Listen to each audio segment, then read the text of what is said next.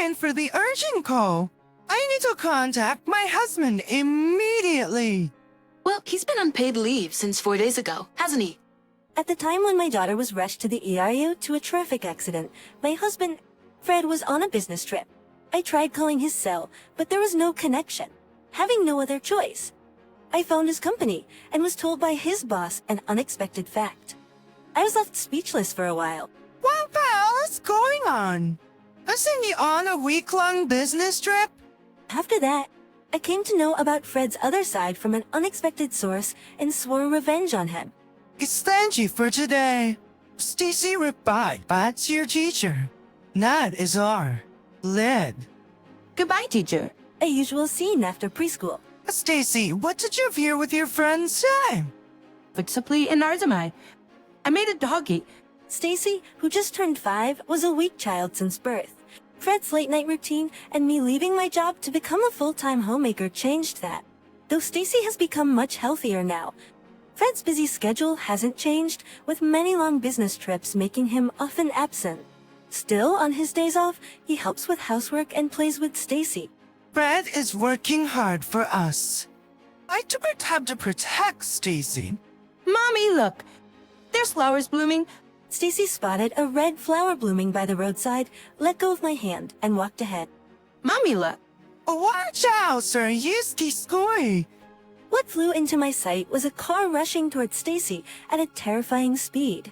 At the same time, the air was torn apart by the sound of brakes. Goodbye, Stacy. That's not a great net. For a moment, I didn't understand what happened. Oh, I might just not have wanted to understand. Stacy, there is calls ambulance. While holding her limp, small body, I somehow managed to take out my smartphone, but my hands were trembling so much that I couldn't dial. While I was doing that, a passerby who noticed the accident helped me, without knowing how much time had passed. Stacy and I were transported by the ambulance that arrived. At the hospital, Stacy was taken to the treatment room. I was told to wait in the lobby, but I couldn't sit quietly, and as I was pacing near the entrance, I made a call. Of course, the person I was trying to reach was Fred, who had been on a business trip since 4 days ago. But I couldn't get through. Why isn't she picking up? I yelled in frustration, but feeling the gazes of people around.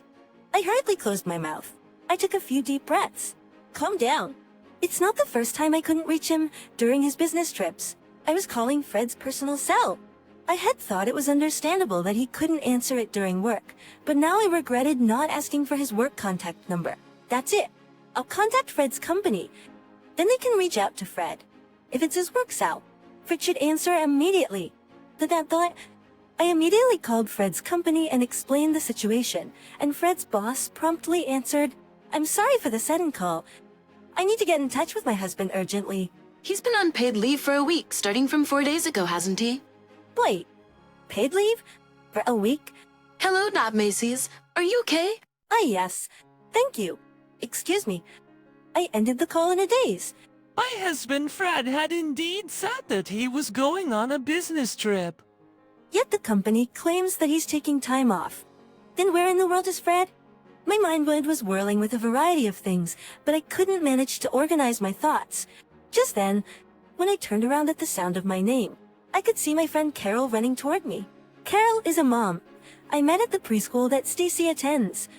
From the time we met, we got along strangely well, and now we're as close as if we've been friends since our student days. I heard about the accident at preschool. How's Stacy? She's undergoing treatment now. All right. She's sorry. Is Fred coming over here? That's the thing. Mrs. Johnson? Are you over here? When I was called again and turned around, this time it was a nurse rushing over to me. I felt a chill run down my spine. As I looked at the nurse in desperation, she smiled at me. Stacy's treatment is over. She's gonna be fine now. Really? When I went to the hospital room, Stacy was on the bed, breathing steadily in her sleep. I was told by the doctor that she's now sleeping due to the medication, but she'll wake up soon, and I kept saying thank you over and over. Before I knew it, it was dark outside, and only the sleeping Stacy. Carol and I were left in the quiet hospital room. Carol, thank you so much for coming. No need to thank me. More importantly, when is Fred supposed to be here? Terrell, I have a favor to ask. What's the matter? You're so serious or con? Actually, I can't get in touch with Fred. He told me he was on a business trip, but it seems like he was lying. I don't know where he is now, so want you to find him for me? I can't leave Stacy's side. Understood. I'll take care of it. You keys pasture the bird. Leave it to me. Thank you, Sabar. A cow restrictions. Of course, it's just I'll make sure to thank you properly. Kara's firm and cheerful words were a huge relief, and I was finally able to smile a little. I was able to get in touch with Fred 3 days after the accident. It's a souvenir from the business trip. Right. My husband, still in his suit, nonchalantly offered me some sweets. During that time, of course, I had been trying to contact Fred constantly, but his phone was always unavailable. By the time Fred returned, Stacy had already been discharged, and we were back home. I watched Fred, who was pretending to be busy with statements like business trip was tough, and I was super busy with cold feelings. Why didn't you answer your phone or emails? I was trying to reach you the whole time. First allergic, I wrecked the crash. Not because I was super busy. I was... As you give how at least reply. I texted you that Stacy had been in an accident. I forgot to check my personal phone. I'm really sorry. Sally, you must be tired from taking care of Stacy. I'll look after her now so you can rest. Fred quickly said this and went off to the next room where Stacy was playing. I know everything. As retention from this. The Carol gave me tips on how to check Fred's phone and to contact his workplace to inquire about his past days off. I was wondering whether I should take action, but I thought that if there was a misunderstanding, it would be better to clear it up. So, I decided to look into Fred's affairs. Used to say that he was working overtime when he came home late at night, but according to his boss, they've hardly been working overtime due to the work reform. There are hardly any business trips either. And not with Fred's phone messages. It's clear as day. The contact name was innocuous enough as Maester Mason, but the content of the messages could only be interpreted as him having an affair. I can't wait to see you, and I wish I had met you first. With a feeling of nausea, I transferred these messages as ins to my phone. After I had done everything, what welled up inside me was more anger than sadness. Everything about Fred was a lie. All the good father and husband acts were just a performance to allow him to do whatever he pleased. When I found him yet, every stairs, I always write down. I've lately wrote, as might have said, I firmly resolved. Breaks a month after the accident. Stacy recovered completely without any after effects. It's around the same time. Fred announced that he was going on another business trip. Watching Fred leave excitedly, I immediately called Carol. This business trip is to a seaside town about an hour's drive away from downtown. Of course to me. I said as usual, I'm going to inspect a factory by the seaside, but I'm not fooled this time. I rode in Carol's car and arrived at a charming inn. Easily, this is the inn. I choose rep modest right to there. Willis, I got a message that he checked in afternoon. No rush. I suppose he's having a great time right now. Are you time to the bed? You are going alone? Thanks, but I have to do this, Mike. For Stacy's sake, too. I wonder what kind of expression I had at that time. And I am Caesar through contract. What happens? I'm on your side. Obviously, you're tight of you. Carol, Sparrow, first. Then I realized that I was clenching my fist tightly. When I opened my hand, the palm was a bit red where my nails had dug in. I must have been very tense without realizing it. After exhaling deeply, I handed my phone to Carol. Please. Let me leave it to me. As soon as she took my phone, Carol immediately dialed a number and turned on the speaker so that I could hear. The person on the other end was Fred. It took a while to get through. But after a few tries, the ringing stopped and I heard Fred's annoyed voice saying hello. Perhaps he thought he couldn't ignore the calls forever due to the recent event, but judging by his bad mood, I must have interrupted his fun. Ow, this is Fred. The guy, this was right. I got through. I and Cham. Hey, who is this? You're speaking is about your other spot of tea, but doesn't Sally? I'm Carol, a friend of Sally's. Actually, Axel Barry. Actually collapsed and was taken to the hospital. I thought I should contact her husband, so I borrowed her cell phone. She collapsed. Dolly, exist with Harry. Why? What's rest? But she seems to be suffering for overwork. He's also been worrying about Stacy.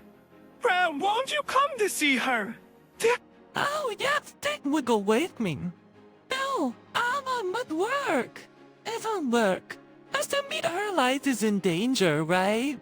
Is Oh, well, we are. That only stay on the MDDD. that you'll be a bear with her, right? I've heard about you from Sally, a Scarly. You're close, aren't you? If so, she'll probably feel more comfortable than with me around. Please take care of her. I'm really busy right now. And ended the call abruptly. Don't Carol, can we continue as planned? Of course. Carol and I got out of the car and headed to the inn. Why? Boy, the creep in the purser. Why are you here? Expectance for a moment. To their problem would happen. Sweet. Fred was hastily wrapping himself in a bathrobe, as was his mistress. We barged into the room where Fred was having a secret meeting. You were supposed to accept. I was so irritated that it made me feel better. Oh, do you have anything distinct to say about this situation? Oh, well, automatic. Anna here is a business associate. Oh, so you discuss work in bed? Well, kind of special job. That's not about her, right? Listening to Fred stutter and babble nonsensically, I could only sigh. I was feeling more hollow than sad or angry. You should honestly admit that you've been having an affair. It's pathetic to keep denying it at this point. The one who regained her composure faster than Fred was the other woman. The woman Fred had called Anna. Wait, Lise, why are you barging into other people's rooms? Isn't that an invasion of privacy? Just because you're a family doesn't mean you can barge into a room where people are staying. What's wrong with this, Anne? That's right, Fred. I call the police. Oh, see, the Annan. We were fully aware of that. That's why we made sure to prepare thoroughly. If you want to go ahead and do that, be my guest. But it won't do any good. But, Jim, what did the target brags?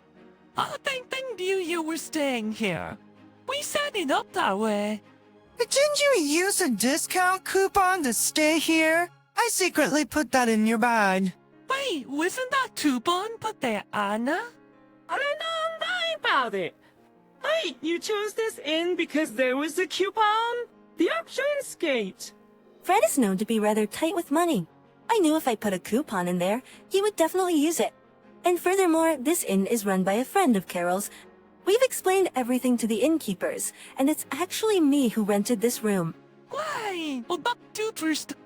In fact, I had rented this room in advance under my name. We had asked the inn to cooperate and told him to give the key to Fred when he arrived. It's my room, so I can do whatever I want, right? In fact, you guys are the ones trespassing. Don't mess with me. Who heck are you in the first place?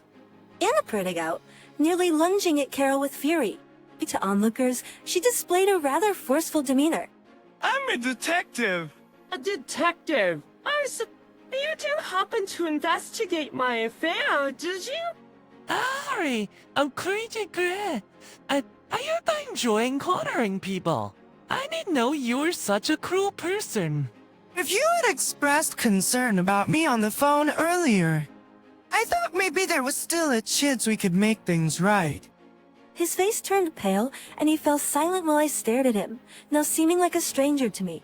I thought there might be a chance for us to make things right for Stacy's sake. But it late, and it seems impossible. Please, let's get a divorce. A divorce? Jilka elaborated that. Hey, wait, I know well, I don't intend to agree to a divorce. We think doesn't matter. By the way, we have gathered plenty of evidence of your affair, so no matter how you struggle, I'm sure you'll be at a disadvantage. That made him about it. Hannah wouldn't abandon me, right? How you got? Alright, this is a little bonus information for you. She's seeing someone else. Also, Borvrella. Chash. Why? What's it? You're up on the specialism. And don't say unnecessary things. Stupid detective lady. Hey, aren't me Thailand? You all said you were devoted to me. That's so annoying. I'm bailing. That's why being devoted. You can't even, but it's unacceptable for the other person. Then me a breaking streak. El hazy Fred is lime. New we caught a day. No chill. Sorry, I'm sorry, shoot Barry. I'm do it again. I with your weight brass. It's just not a divorce. I'll have my lawyer communicate about everything from here on out. Hopefully we never meet again. Goodbye. I guess I should go home too. Easily, as their questions, Brad. Crook, Anna, out them. Newsbite. Don't leave me alone. As I heard Fred's pitiful cries behind me, Carol and I left the motel. 1 month later, Fred agreed to the divorce. His affair had been well documented, and moreover, it was revealed that he had dipped into the household savings and Stacy's college fund for his indiscretions. Fred ended up paying a total of $50,000 in payback and alimony, while Anna, his affair partner, paid $30,000. This ensured I would not have to worry about living expenses for the time being. As for Fred, his indiscretions were exposed to his workplace when it called his office about Stacy's accident. As a result, Fred lost his job after becoming the target of derision from his coworkers after paying the alimony and becoming penniless. Fred began living a day-to-day life on daily wages. Meanwhile, I ended up working as a detective at the agency where Carol works. Carol told me, "Sally, you used to be a fitness instructor, so you're physically strong. More importantly, you have guts, so you might be surprisingly suitable for this job. I hope to someday help women in distress, just like Carol helped me."